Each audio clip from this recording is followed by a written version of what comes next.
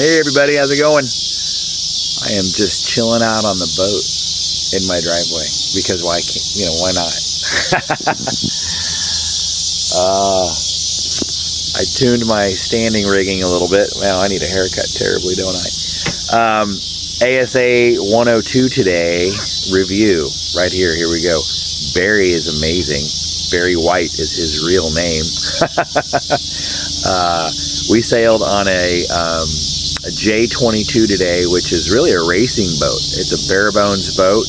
There's no lifelines around the outer perimeter of the boat. She's stripped down to go fast, and it's amazing. I had so much fun. It was intimidating at first getting on this boat. It's small, certainly smaller than my cockpit and much tighter. There were 3 students and Barry on the boat at the same time. Barry, for the most part, hung up by the mast. He literally would stand in front of the mast looking down at us as we were piloting the boat and giving us direction. Got a helicopter flying over. Let's see if we can see it. How rude, he's interrupting my video. Where is he? Where is he?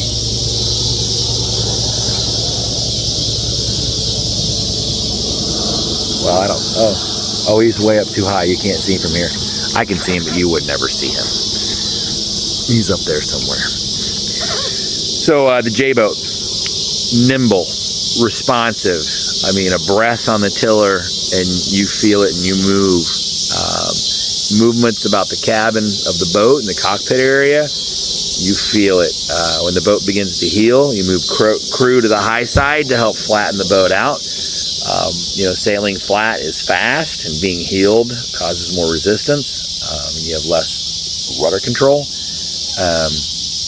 Boat was a blast. Set up definitely differently than some of the larger boats, but for the most part, pretty much the same.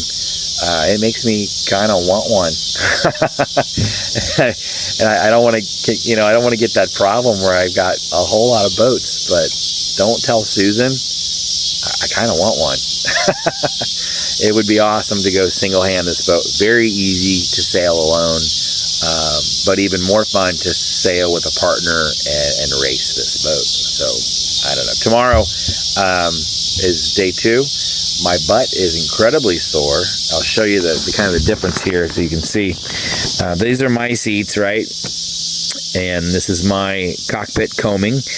And we could certainly sit up on that if the boat was heeling, and we could kind of level the boat out with some weight. The J-boat, totally different. So you've got your bench seat to sit on, and there's equipment on the seat. The traveler goes across through the middle of the seats. There's cleats in the cockpit combing that will bang you in the back, and that hurts. And then where the top of the cockpit combing is here on a J-boat, it becomes flat, and you can sit out on that. And at first it looks sketchy because there's nothing behind you, and if you heeled the other way, you could easily roll over backwards and go off. But after you're on it for a while, you kind of figure out how things are working, and you're more comfortable. Also, there are attachment points where you sit there, and so when you go from side to side, or you change crew from tiller man to maybe who's working the jib, and you move quick because the boat moves when you move, and somebody's got to hold the boat, so you move quick and you kind of jump and just sit down.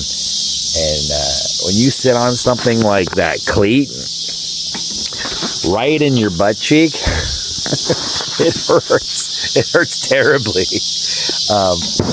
My butt is really sore. To make matters worse, the top of the combing that you can sit on has this wooden rail, and it's about 2 inches high, and it's kind of pointed. It's rounded, but it's wide and then kind of comes up to a round.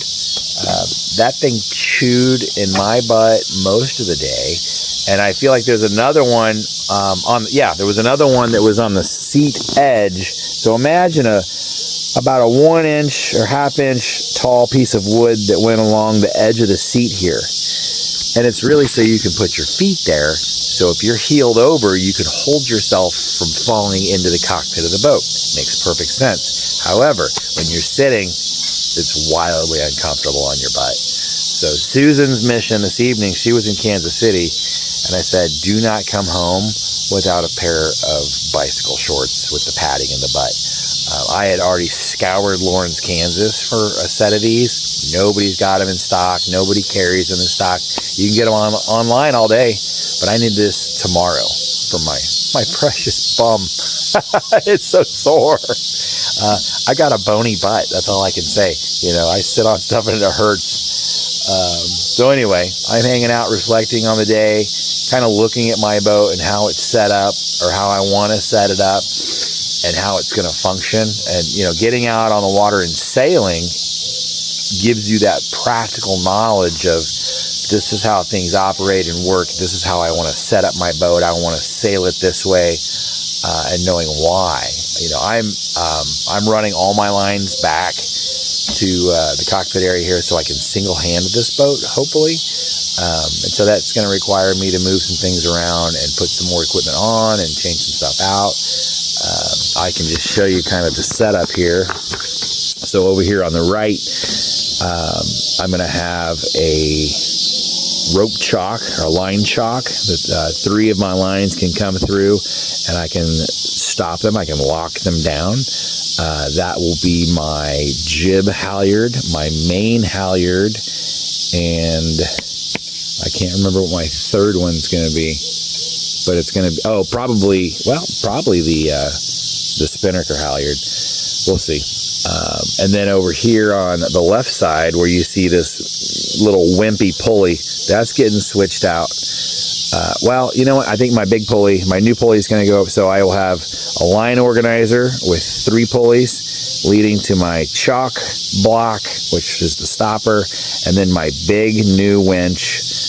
This might stay. I may just take it off and cover in the holes. It's probably the best idea.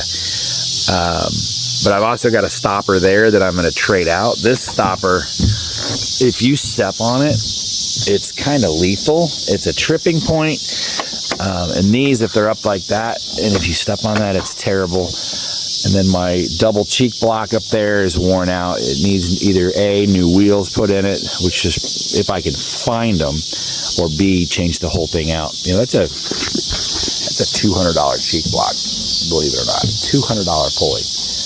So all my lines will come off the base of the mast appropriately in their own block. And they will come to either A, the line organizer, or B, the double cheek block. Ideally, I'd have 3 coming down one side and 2 coming down the other. But I'm figuring it out. I am figuring it out. And that's part of the fun, is making the boat your own and setting it up the way you want to sail it. So I'm really enjoying this. You know, my boat doesn't have a boom vang. A boom vang goes from the bottom of the mast up to the boom, and you can tighten your boom vang, and you can pull down that foot of the sail, tightening your sail, and that gives you, great power control. You can add tightness to your main sheet, and you can dump some air out of it at the top, or you can loosen it up a little bit and create a little bit more of a pocket and pick up some power that way. My Traveler has to act as my boom vang. So I can slide my Traveler out either way, and I can pull the boom down as well, to a point. I can't pull it down so far that it pulls it back out of line. Say I'm on a broad reach and my mast is way out over the edge of the boat. I can't so much tighten it up. I can move my Traveler over, however, and then tighten it up a little bit without pulling it in. But so it's a little bit different of a setup. Some people have their Traveler back here where I'm sitting on the back of those. Some of them have them on top of the companionway, but I have a pop top that pops up, and I can't put mine there. I have seen them. Some of them will straddle the companionway, but still with a pop top, you can't do that. So that's pretty cool. Other things that I don't have that I need to kind of think about adding would be like a Cunningham. It doesn't do a whole lot of trim, but Cunningham is a rope that runs, if you can see, oh, you're looking up my nose. It runs from the bottom of the mast up to the bottom of the tack, or the tack, where the sail meets the beam, and you can pull the sail down right there a little bit and make it a little bit tighter. Other things you can do are tighten you've got some equipment on the back of the sail. You can pull some lines and you can tighten that outer edge, your luff. So that's what we learned today. That's what we did today. We did a lot of figure eights and stuff. It was awesome. I had a blast. So tomorrow is day 2 and testing and certification. So I can't wait to get my boat out and sail it. I'm so nervous to do it. I'm so nervous to put it on the water and get it off the trailer. And then what do I do with it? But there's a lot of stuff I got to take care of too. I need to have a place to put it, or I'm going to have to pull it right back off when I'm done for the day. So I need to decide, A, am I going to have a slip? B, can I pay for a slip? Which is ideal at this juncture, is just put it in a slip so I can just go out and sail and put it back. It's going to be the least amount of headache for sure. But it ain't cheap. A slip up there for this size boat runs about $1,300 a year, and it's not like a monthly thing. You got to pay it all up front. I am fortunate enough that slip will be prorated, I think, September 15th, and it'll come down in price significantly. And so then I think I'll buy the wet slip and put it in. So I may have to wait till September 15th to put the boat in, or suffer the trouble of pulling it out with a trailer when I'm done sailing for the first time. That makes me really nervous. Putting it in makes me nervous. Sailing it makes me nervous, certainly, and then pulling it back out the same day, that's a lot. That might require Valium by the end of the day. I don't know. So we'll see. We'll get out. We will sail. We will see how she does. I've been using my little tensioner here, doing a little fine-tuning of my standing rigging. And I think I've got her dialing pretty good on dry ground. I'll have to redo all of it once it's launched and sitting on the water. I kind of kicking the idea around of having an actual rigging tuning person do it for me. I don't know what that entails or how much it's going to cost. So it's not a terrible idea, though. Maybe at the beginning of next season would be a good idea to do it then. Then I'd be tuned for the whole season and, go at it. So that's about it for now. I don't think anything else is going on the boat to update you with. The repairs are pretty much done. Now it's all just finish upgrading, stuff like buy the boat bumpers, which I finally got. I got them in the mail. Great big buoy bumpers, boat bags. Dock lines are showing up because I got dock lines, and that kind of thing. It's all the little stuff that's starting to add up. It's just like, oh my God, this is expensive. I probably didn't show you and this, not necessary. Sure, I'll go sail without it. I'm at Sam's Club though, and it's on sale and it's there, so why not? And it's one of the things I want to do is go camping in the boat, sail out, have a great day of sailing, anchor somewhere, post up at anchor and have a little dinner and take a nice nap and get up in the morning and go sail. So this bedding was on sale. Can you see that down there? Beautiful bedding. So I got a sheet set and a comforter and some pillows. I got some beach towels. And, I used some of the fabric that it came wrapped in to make a curtain. And why not, right? Why not? It's my home away from home. I love hanging out on the boat, as you can tell. I'm sitting in the driveway, sitting on my boat. It's because I can. It's because I love her. I like just sitting here chilling out. So, all right, I am rambling once again, and almost for 15 minutes. Thank you for watching. If you've endured all of my blah, blah, blah, blah, you are the true hero here. While I've got you on the hook here, let's talk for just 2 seconds about organ donation. It's time to do that.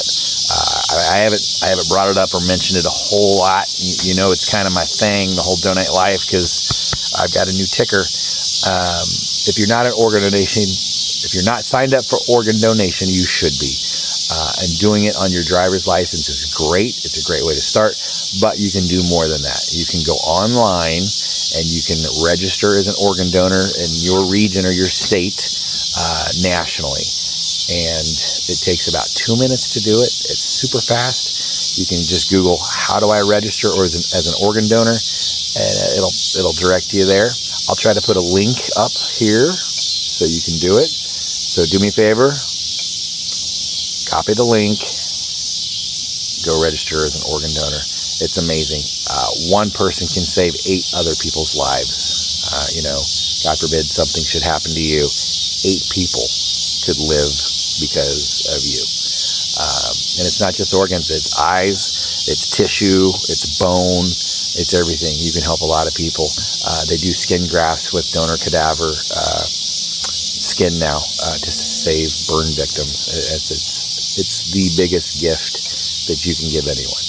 And I'm thankful for my guy, Trevor, every single day. He was 27 years old when he gave me his heart. And I think he saved 6 other people. I think he gave organs to 6 people.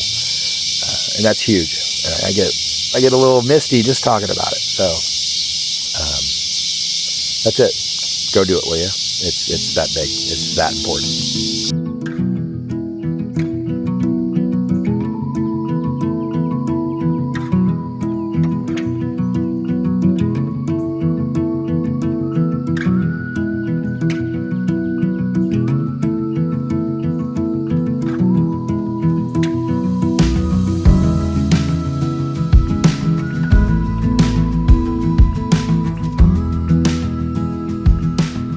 Come on, hit that subscribe button.